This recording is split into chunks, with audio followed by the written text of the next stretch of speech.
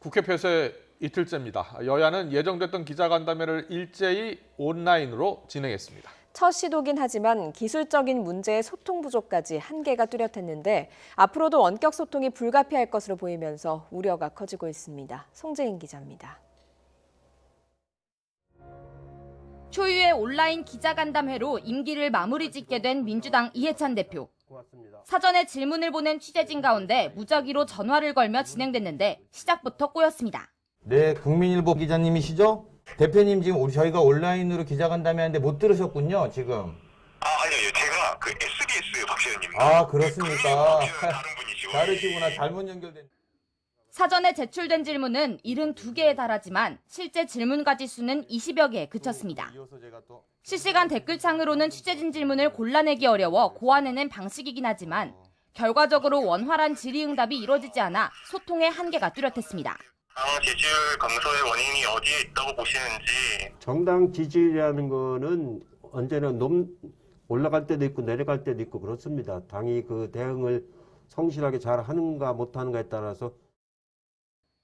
조국 전 장관 사태 속 송구하다는 이해찬 대표의 현장 발언을 두고 취재진의 추가 꼬리 질문이 잇따랐던 지난 간담회와 비교되는 모습입니다.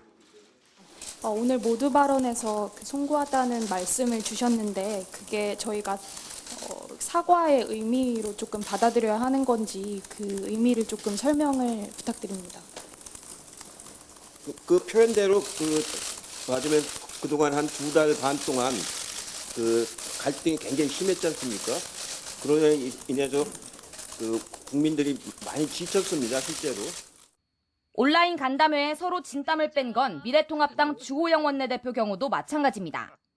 동시 화상회의 시스템으로 질문이 제한되진 않았지만 연결 문제로 잇따라 발언이 끊겨나갔습니다.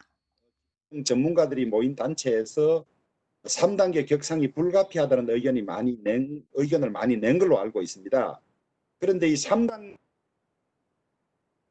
지금 저만 오디오가 안 들리나요, 대표님 말씀? 오디오가 좀 끊기신 것 같은데.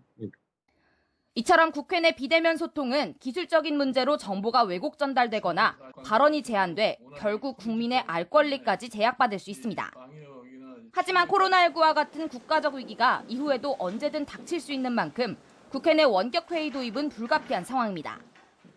이를 위해 국회 사무처도 여야의 법 개정이 시급하다고 촉구했습니다. 맞습니다. 원격 회의나 원격 투표는 원천적으로 법상 불가능한 겁니다. 결국은 여야가 합의를 해서 국회법을 개정해 주셔야 되는 문제입니다. 다음 주 국회가 정상 운영되는 대로 여야가 법 개정 논의에 착수할 것으로 보이는 가운데 향후 원격 시스템 도입 과정에서 불통 우려에 대한 보완 작업도 필수일 것으로 보입니다. YTN 송재인입니다.